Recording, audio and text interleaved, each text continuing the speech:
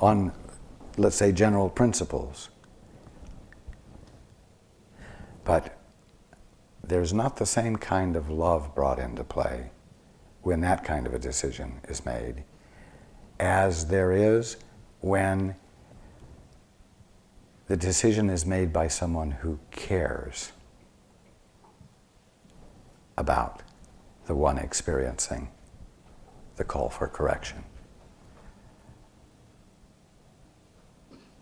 Because that one will bring more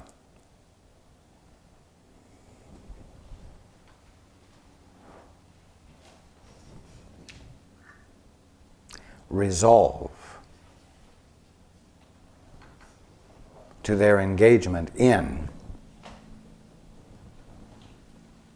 being the agent for change. Because they care and they are not slighting the cost that everyone is going to experience. A cost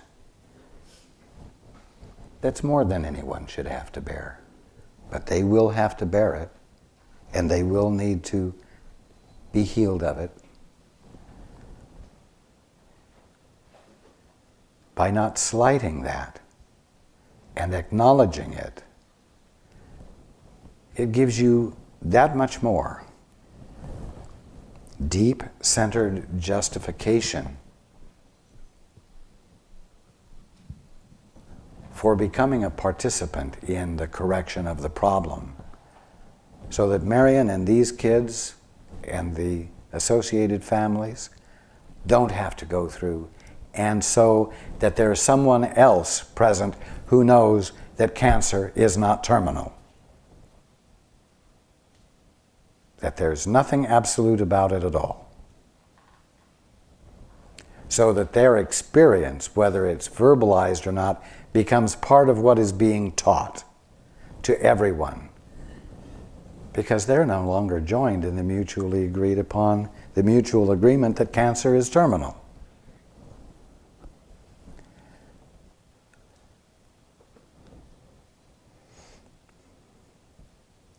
She did not feel loved by your response.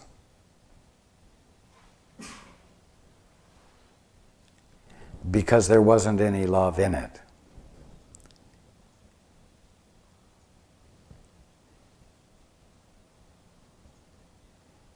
It was you standing at a distance, aloof,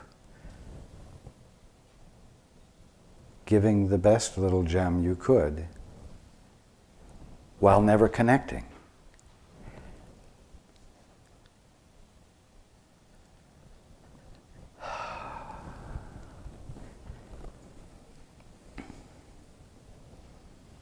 If there's any value to detachment, it is that your detachment from emotional reaction, your detachment from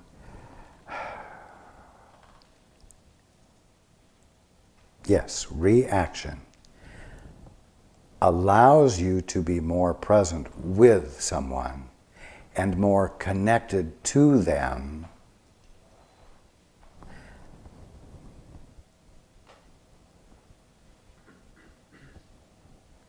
It's detachment from conflict in your mind, not detachment from things. It's detachment from the willingness to be reactive. But it's not reactive to recognize that someone is going to go through great anguish if she dies. That's not reaction. That's a recognition of something that will happen. And when you recognize that, and you care, you will naturally object. Now, part of the status quo is that part of the current mutually agreed upon definition is that objecting makes no difference. Cancer is terminal. I'm sorry. objection does make a difference. And your objection better come from your connection with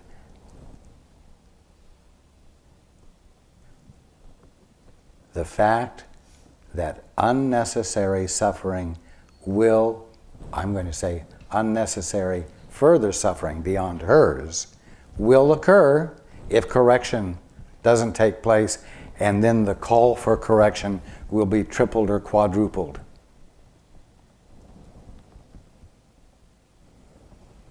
Do you see what I'm saying?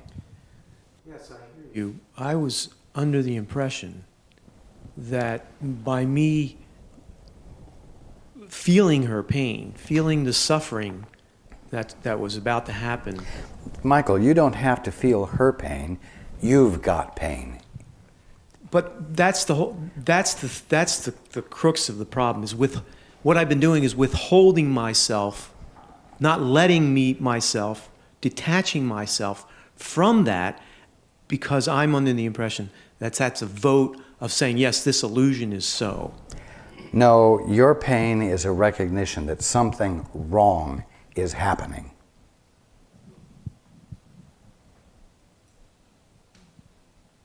And then say, Marion, the cancer's not, your cancer's not real, this death is not really going to happen. I felt that would be like way off the mark. You could have said, Marion, I believe that healing can occur.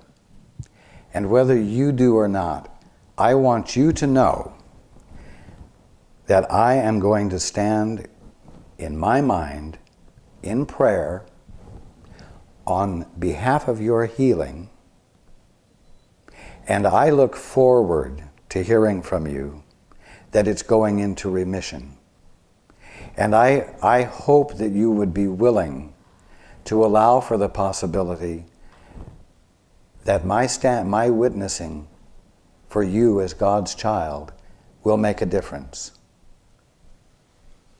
Because I don't want you to suffer and die, and I don't want your family to suffer from your death. And I just feel very adamantly that I must do everything I can so that there can be a miracle, because I love you. And you could even put a little disclaimer on it and say, whether it works or not, I've got to do this.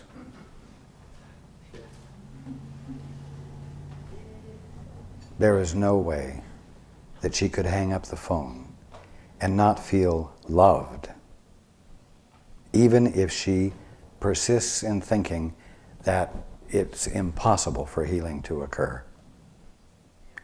And your presence, witnessing on behalf of the potential for her healing, expressed to her,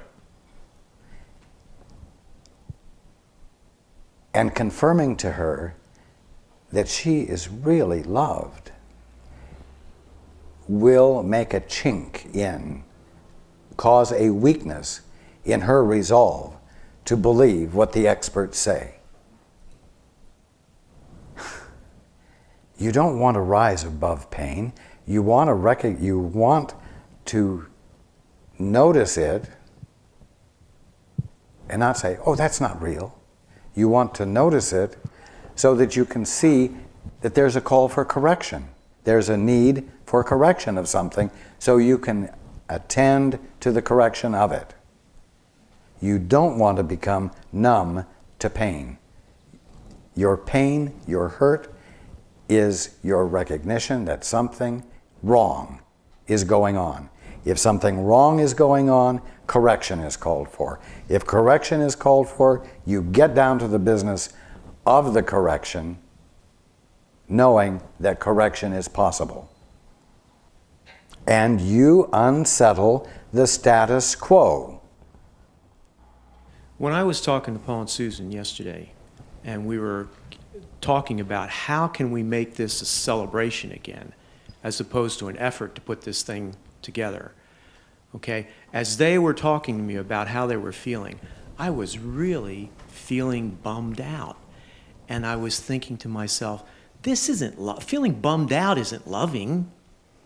Feeling really yucky, is that loving? You see what I'm getting at? That's Yes. where the confusion is. I've always thought of love. When I look into my lover's eyes, there's this feeling of connection, of uplifting, of expansion. But what And if this was her one of feeling of contraction what and if her sinking brow and- is contorted and tight, and her eyes are squinted, and there are tears coming out because she has a migraine headache and is in severe pain? There needs to be the same response, the same openness, so that you can bring to the situation the answer. There are those who would say something similar to what you said to Marion. They would say, well, obviously you have created this for yourself. That is one of those wonderful tidbits that are supposed to heal you, make you comfortable, or at least accepting of this severe pain that you're having, because of course it's the truth. No, even if you have brought it on yourself, it's still illegitimate. It is still not your birthright as the presence of God. And you only refrain from challenging it because you think you're just a human being and you misunderstand who you are, and so you don't claim your birthright. And you don't object to it, no matter what the reason you got it. You can object to it because it's illegitimate. But when you say to someone, and you really do, you say, I feel your pain, I feel your pain, and you're really feeling No, it. you don't feel their pain. You feel your pain. You never can feel someone else's pain. You feel. But you can empathize. Well, I fuck empathy. That's an imagination. The feeling you're feeling is your pain. You are feeling the illegitimacy of something that's occurring. It's a call for correction. But you're the one feeling the discomfort. So you address the discomfort where you're feeling it. You're feeling it because you are capable of being the agent for change. And you're also feeling it because you are divine. And another way of saying that is you're feeling it because you are utterly human. So this and your humanity finds expression in humaneness, and humaneness is constituted of acts of love that correct what is illegitimately imposing upon your or another's joy and wholeness. So this is something that's you're talking about this as if it's something that's spontaneous, and what I'm doing is I'm defending for fear of getting a broken heart or something like that. Is that it? What do you mean by something spontaneous? Well, I mean, you're saying that I'm feeling my pain because I'm a human being. It's my divine nature to feel that. It's your divine. So it's your divine nature to recognize something that is wrong. Right, which is a spontaneous you thing don't if there agree weren't with it. something blocking it. Pardon? It would be a spontaneous reaction if there weren't something blocking it. That's right. Okay, so what's blocking it then is my defense mechanism to defend my heart against feeling that discomfort. Is that correct? That is correct. Because I'm afraid that of a broken heart. Or the yuckiness of it. Yes, and so as a result, you have no heart and are in no position to be an agent for change. there's a phrase, wound, it's a prayer, it's part of a prayer. Wound the callous breast. Part of healing is the wounding of a calloused heart. So that the crust is penetrated and it's not entirely shielded. You get the feeling of the meaning. I've got that feeling many times, and that is not a good feeling. That hurts like hell. Yes, but the presence of someone whose heart is calloused hurts everyone else as well. And it's time to challenge that. It's time to wound it. It's time for the callous to be penetrated.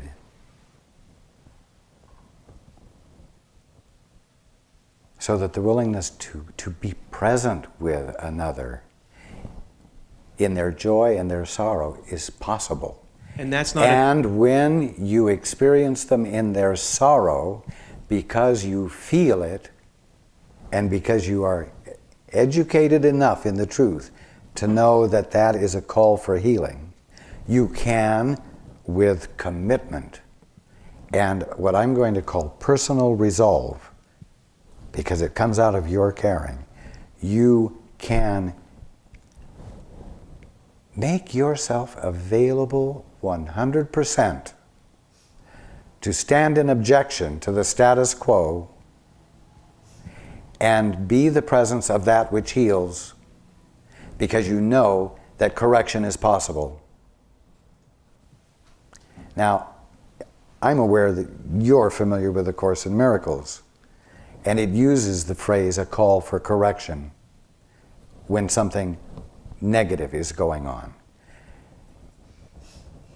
If the existence of the idea of, quote, a call for correction, unquote, exists, it is because a call for correction because correction is possible. So I'm leaning upon your familiarity with that as I'm answering your question. If you know it's a call for correction, when you're feeling the illegitimacy of it and the hurt that you experience at the suggestion of this inhumane illusion, you will immediately object and lend your energy to acknowledging only the truth, so that your mind is not conflicted and you are standing as an undivided witness, an unconflicted witness for the truth about Marion, or whoever it might be.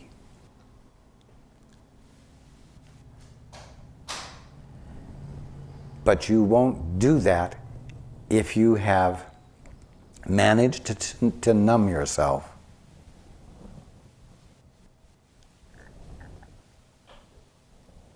And I'll tell you something else. If you have numbed yourself to someone else's pain, you've also numbed yourself to joy. Numbness is not selective. And you don't want to be numb.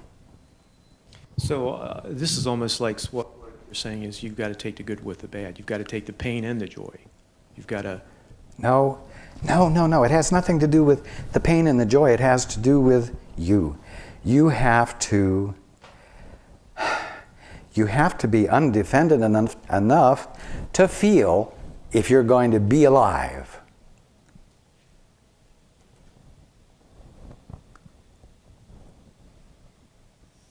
Else you can't give the gift of caring. You have there's nothing to care about. You're not feeling anything.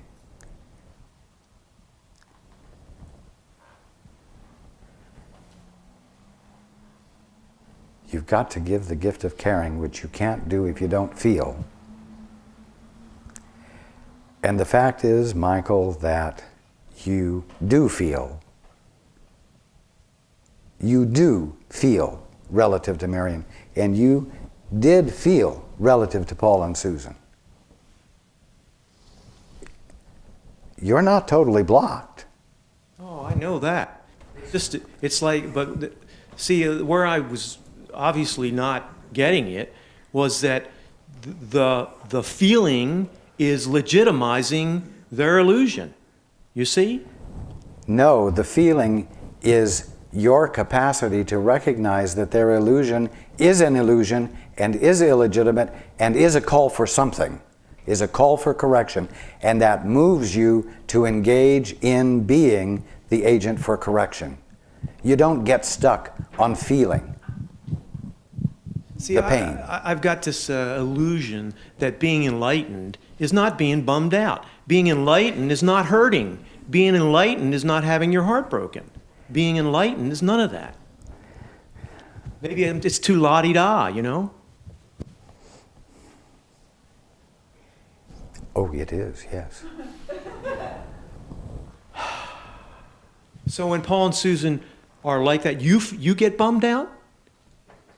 You feel, it hurts you, you feel pain, you see what I'm getting at? I'm looking at you because you're like my older brother. I'm looking at you for the example kind of thing. It's utterly clear to me that what they're experiencing is illegitimate and that it is wrong.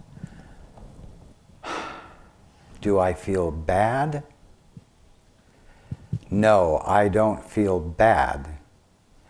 But I also have no capacity to stand there and watch them without challenging it and helping them to challenge it so that they can get past what they shouldn't be experiencing in the first place.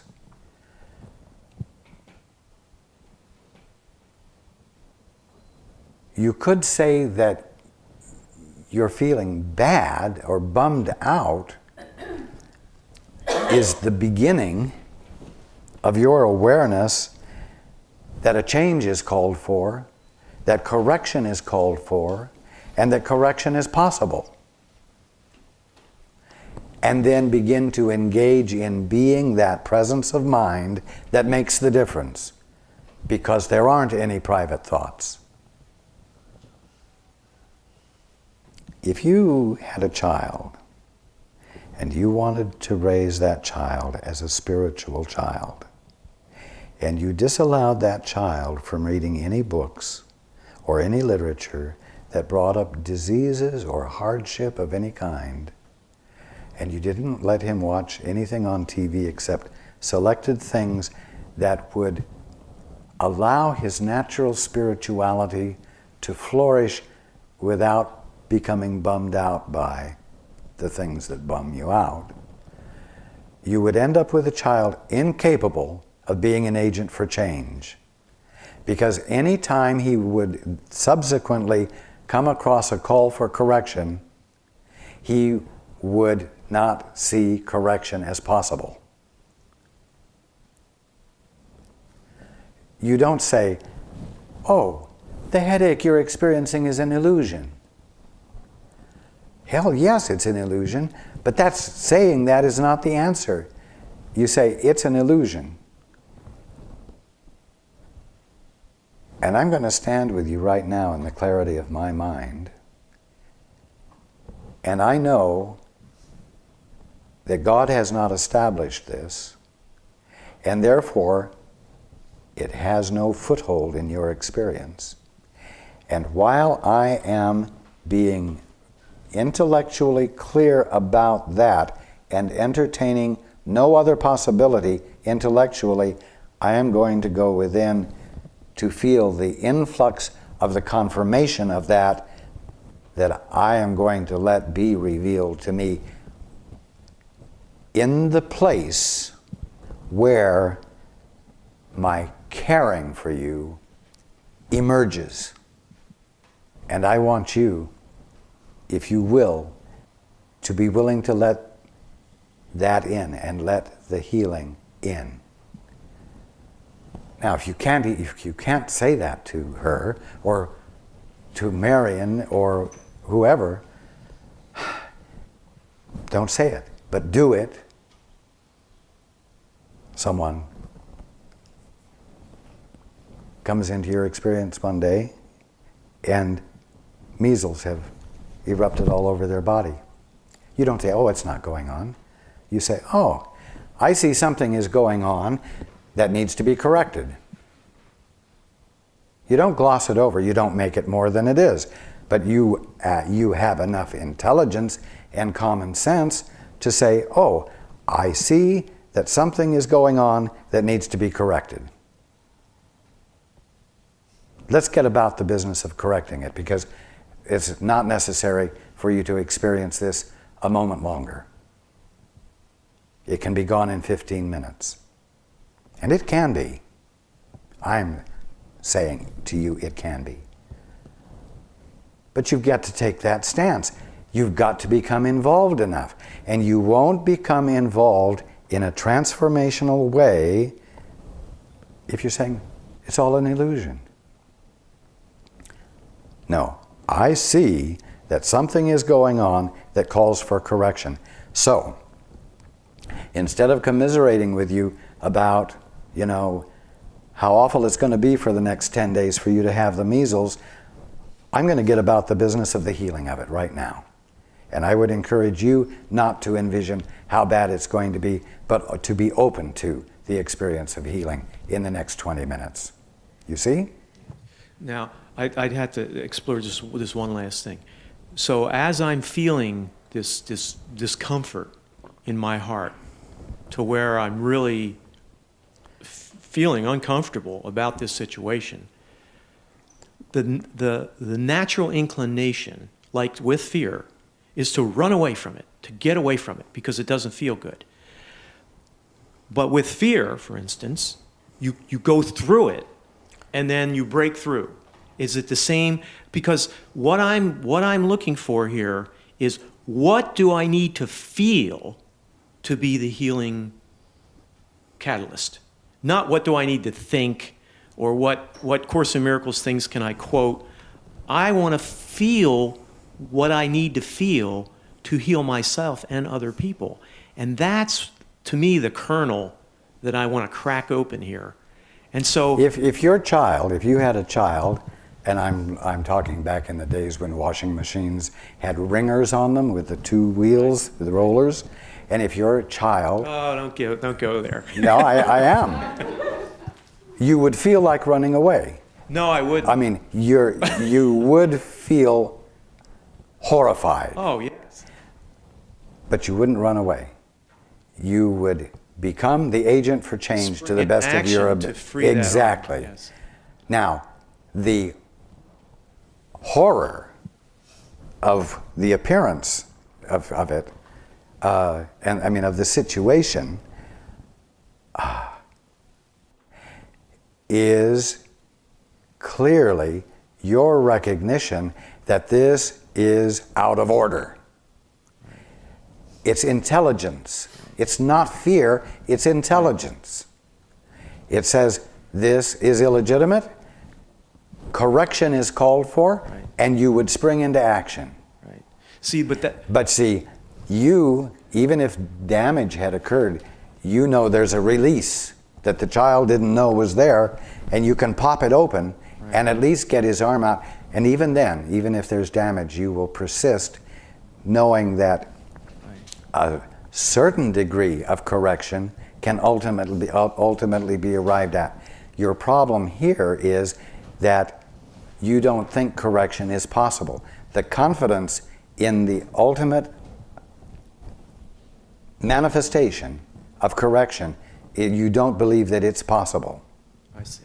And so you want to run away from yes, the ultimate discovery that it wasn't possible. Yes. And as a result, you never get in the position where correction can occur. That's it. And you never follow through to the point where it does. And there's another manifestation in the world of the invalidity of the mutually agreed upon definitions that are governing every single one of you. My point is, and what you've got to remember, is that you will never arrive at a point where correction will occur if you're unwilling to feel uncomfortable in the first place and redefine that discomfort as your innate recognition